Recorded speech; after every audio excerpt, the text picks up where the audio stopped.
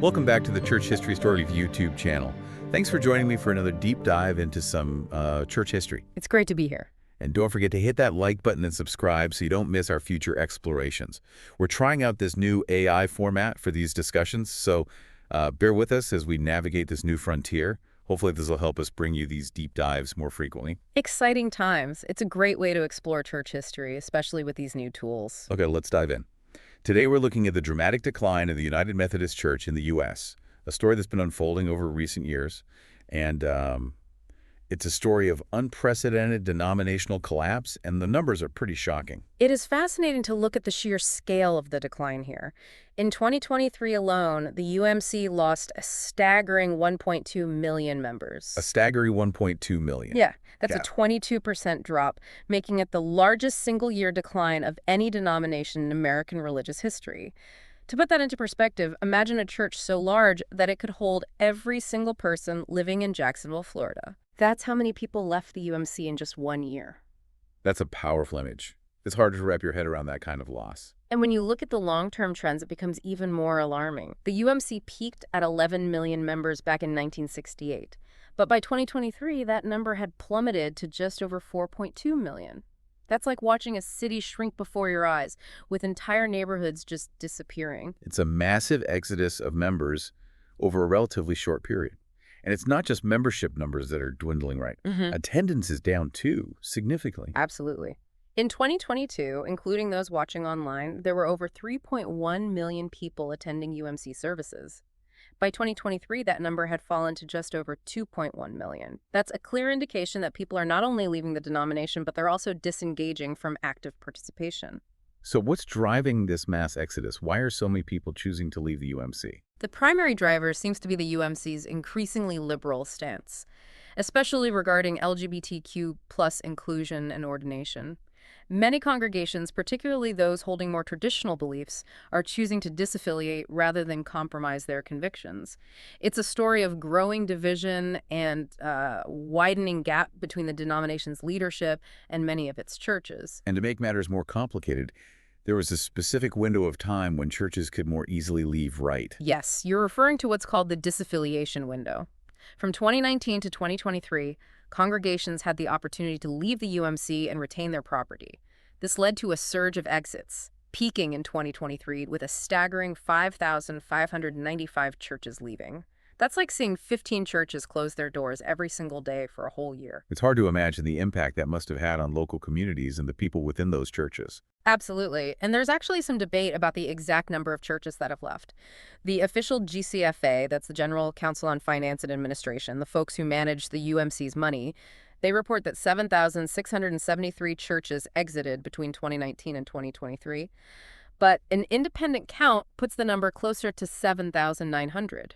So where's that discrepancy coming from? This discrepancy likely comes from churches that were simply closed rather than formally allowed to disaffiliate. We have to wonder what happened to those closed churches. Do they just disappear? It's a sad thought to think that so many churches might just vanish. What happens to those congregations? Well, not necessarily. Many of these closed churches actually continue to operate as independent congregations. Even though they're not officially recognized by the UMC anymore, it's a testament to the resilience of faith and the desire for community, even amidst these difficult circumstances. It seems like the UMC is hemorrhaging both members and churches. This has to be having a huge impact on their finances. The financial fallout is indeed significant. Picture losing half your income. That's the reality facing the UMC's national bureaucracy. They're projecting a 50% reduction in income, plummeting from $310 million in the 2017 to 2020 period to a mere $158 million in the 2025 to 2028 period. It's a staggering loss of revenue, and it raises serious questions about the denomination's long-term viability. So with all this financial pressure, all these people leaving, it really begs the question, can the UMC pull through this? This raises a vital question. The denomination is facing a trifecta of challenges: continued liberalization, a rapidly aging membership, and a general decline in denominational loyalty across the religious landscape. It's not just the UMC that's struggling. Many denominations are facing similar challenges in today's world. So it's almost like the UMC is caught between a rock and a hard place, trying to please everyone but ending up pleasing no one. Precisely. And all these factors combined paint a rather bleak picture for the UMC's future. It's hard to imagine anything other than continued decline at this rate. The UMT is likely going to keep hemorrhaging members, potentially losing hundreds of thousands annually. It's not just about numbers, though. This is impacting real people, real communities, and the future of a denomination that once held a prominent place in American religious life. You're right. Behind the statistics are real people trying to navigate their faith and find a community that supports their beliefs. It's a difficult situation for everyone involved. What do you think this means for the average person sitting in a UMC pew today? That's where it gets really interesting. For many, it's the time of uncertainty and questioning. Some are wrestling with their own beliefs and trying to decide if the UMC still aligns with their values. Others are facing difficult decisions about whether to stay in their congregations or seek out a new community. It's a deeply personal journey for many. And this brings us back to the core issue driving this split, the theological and social divide within the UMC. You mentioned earlier the tension surrounding LGBTQ+ inclusion. Can you elaborate on that a bit? Of course. This issue has been a source of contention within the UMC for decades. On one side, you have traditionalists who hold to a more literal interpretation of Scripture. They believe that homosexuality is incompatible with Christian teaching and oppose same-sex marriage and the ordination of LGBTQ+ clergy. And on the other side, you have progressives who advocate for full inclusion. Yes, progressives believe the church should be welcoming and affirming of all people, regardless of sexual orientation or gender identity. They see this as a matter of social justice and living out the teachings of love and compassion that are central to the Christian faith. So we have these two very different viewpoints within the same denomination. How did the UMC try to handle this conflict? Well, for years, they tried to find some kind of compromise, a middle ground that could hold these divergent views together. But as we've seen, it ultimately failed. The 2019 General Conference, which is the UMC's global legislative body, actually voted to strengthen bans on same-sex marriage and the ordination of LGBTQ+ clergy. This decision, while supported by traditionalists, further alienated progressives and solidified the divide. So that decision really seems to have been the turning point, wouldn't you say? That's when the disaffiliation talk really escalated. Absolutely. It became clear that the two sides couldn't reconcile their differences. For traditionalists, the decision was seen as a victory for upholding biblical authority and traditional values. But for progressives, it felt like a rejection and a betrayal of their understanding of Christian love and inclusion. And so the splintering began with thousands of churches choosing to exit mainly traditionalist congregations. What does this mean for those churches? What options are available to them? Many of the exiting churches are joining the Global Methodist Church, a more conservative denomination that broke away from the UMC in 2022. It's a denomination that aligns more closely with their theological beliefs and provides a community where they feel understood and supported. Others are choosing to become independent, forging their own path and creating communities that reflect their specific values and beliefs. And some are joining smaller, like-minded denominations, finding a fit within existing structures that resonate with their theological perspectives. So the landscape of Methodism in America is undergoing a dramatic transformation. It's not just a change in numbers, but a fundamental realignment of theological and social perspectives. That's exactly right. And the implications of the split extend far beyond Methodism. It's reshaping the broader religious landscape in the U.S.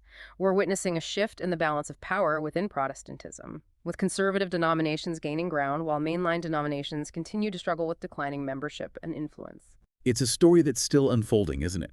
We're witnessing a historical event in real time. It makes me think about the other groups we've covered on this channel, movements that once flourished but ultimately faded away. The Montanists, the Donatists, the Cathars.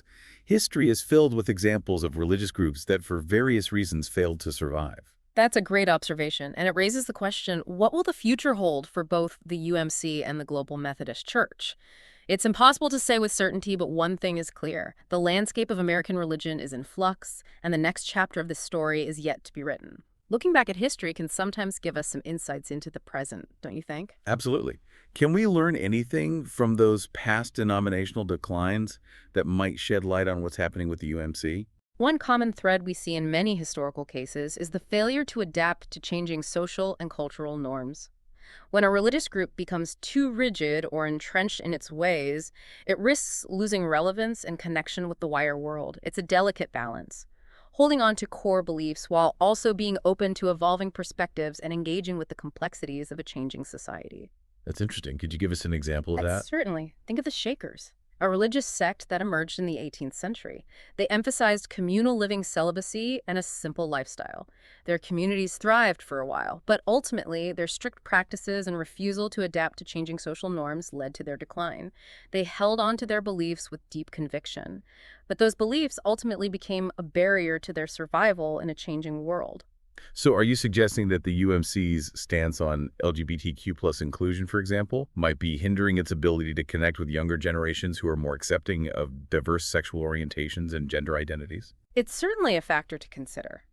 Many young people today are looking for churches that are open and affirming, places where they feel welcome and loved for who they are. A church perceived as intolerant or out of touch with contemporary values may find it challenging to attract and retain younger members. It's not just about LGBTQ plus issues, though. It's about a broader sense of openness and willingness to engage with the questions and challenges of our time. It seems like the UMC is facing a real dilemma: how to maintain theological integrity while also remaining relevant and engaging in a rapidly changing world. It's a challenge that every religious institution faces, and there's no easy answer. There are deeply held beliefs on both sides of this issue, and finding a way forward requires careful listening, respectful dialogue, and a willingness to consider different perspectives. It's a complex and sensitive topic, and navigating it requires wisdom and compassion. And let's not forget the internal struggles that often contribute to a denomination's decline: power struggles, financial mismanagement, theological disputes. These internal factors can be just as damaging as external pressures. Absolutely. The UMC has certainly had its share of internal challenges, and these internal rifts can weaken a denomination, making it more vulnerable to outside forces. It's like a house divided against itself it cannot stand. And in the case of the UMC, those internal divisions have ultimately led to a full-blown split. It's a painful and difficult process, and the long-term consequences are still unfolding. So we've explored the data, the theology, the social implications, and the historical context of the UMC's decline. It's a lot to absorb, and it's clear that this story has far-reaching implications. It's a story that's still being written, and the future is uncertain. But it's important to remember that behind the statistics and headlines are real people, real lives impacted by these dramatic changes in the religious landscape. You know, it's easy to get lost in the numbers, the statistics, the theological jargon, but it's crucial to remember the human element of this story. What advice would you give to someone who might be feeling lost or uncertain amidst all this change? That's a great question. I think it's important to remember that faith is a personal journey. It's about finding your own path, seeking truth, and connecting with a community that nourishes your soul. Don't be afraid to ask questions, to explore different perspectives, and to find what resonates with you. And remember, you're not alone in this journey. Many people are grappling with similar questions and seeking a place where they feel a sense of belonging and purpose. That's such reassuring advice, and I think it applies to all of us, regardless of our religious affiliation or beliefs. In a world of constant change and uncertainty, it's more important than ever to cultivate a spirit of curiosity, compassion, and understanding. Absolutely. These are virtues that can guide us through challenging times and help us build bridges of connection and empathy, even amidst differences of opinion. Well said. And before we move to our final thoughts, I think it would be helpful for our viewers to understand the specific data points that illustrate this decline. We've talked about the big numbers: millions of members lost, thousands of churches exiting. But what do those numbers look like on a more personal level? I mean, what's happening in specific communities across the country? That's a great point.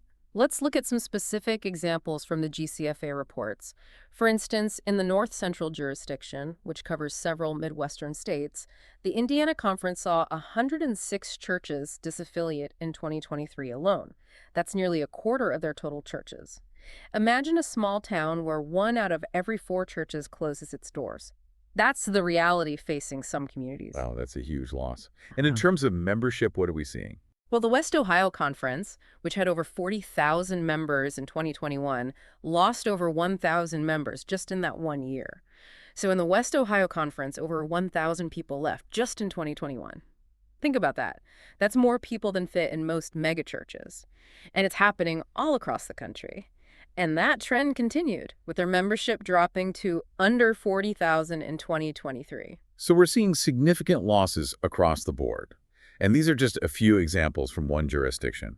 Imagine this happening on a national scale. It's truly staggering to consider the impact. It's a seismic shift, and it's important to remember that these numbers only reflect official disaffiliations. As we discussed earlier, there are likely many more churches that have closed or are operating independently, further adding to the overall decline. It's like an iceberg. What we see on the surface is just a fraction of the true size of the problem. And as you pointed out, this isn't just a trend among conservative congregations. Liberal churches are also facing challenges, right? It seems like the decline in denominational loyalty is impacting churches across the theological spectrum. Yes, absolutely. For example, the California-Nevada Conference, which is considered more progressive, has also seen a decline in membership and attendance in recent years. It's a complex interplay of factors: secularization, cultural shifts, generational differences, the rise of online communities. All of these things are contributing to this changing religious landscape. You know, when I first saw these numbers, I thought, is this a typo? 1 million people left. It was mind-blowing and speaks to a larger trend, doesn't it? People are engaging with faith differently than they did in the past. It's not just about choosing a different church. It's about a shift in how people approach spirituality and religion in general. It's a fascinating phenomenon. Traditional denominations are facing an existential crisis as they try to navigate a rapidly changing world. Many are struggling to adapt to the changing needs and expectations of younger generations who are less likely to identify with traditional religious institutions. It makes me wonder what will become of the UMC's vast network of churches, seminaries, and institutions if this trend continues. What happens to those properties, those communities, those legacies? That's a thought-provoking question. Some churches may be repurposed for other community uses. Picture this: a historic sanctuary transformed into a community center, a place where people of all backgrounds can gather for events, classes, and social gatherings. Some might be sold to other denominations or religious groups, offering a new chapter in their history. Others may simply be demolished, leaving behind empty lots as a reminder of the changing landscape of American religion. It's a difficult and uncertain future for many of these historic buildings and institutions. It makes you think about the impermanence of things, doesn't it? Even institutions that seem so deeply rooted can face decline and change. It's a reminder that nothing stays the same forever. And perhaps this period of upheaval can also be seen as a time of opportunity, a chance for new expressions of faith to emerge, for new communities to form, for new ways of being church to take shape. It's a time of both loss and possibility. That's a hopeful perspective. It's a reminder that even in the midst of decline, there's always potential for renewal and transformation. New things can grow from the ashes of the old. Exactly. And it's going to be fascinating to see how this all unfolds in the coming years and decades. The UMC's story is far from over, and the next chapter may hold surprises and unexpected turns. Well, I think we've covered a lot of ground today. We've examined the data, explored the theological and social factors at play, considered historical parallels, and reflected on the personal impact of these changes. It's been a truly deep dive. This situation is so complex and it raises so many questions about the future of religion in America. It's a story that's full of drama, intrigue, and unanswered questions. And we encourage you to continue exploring this topic. There's so much more to learn and discover. Don't forget to check out the resources we've linked in the description for further reading and research. And be sure to like and subscribe to the Church History Stories YouTube channel for more explorations into the fascinating and sometimes shocking world of the church. And of course, we'd love to hear your thoughts on this topic. Leave a comment below, share your perspectives, and let's keep this conversation going. Thanks for joining me for another deep dive, and Thanks for joining us. until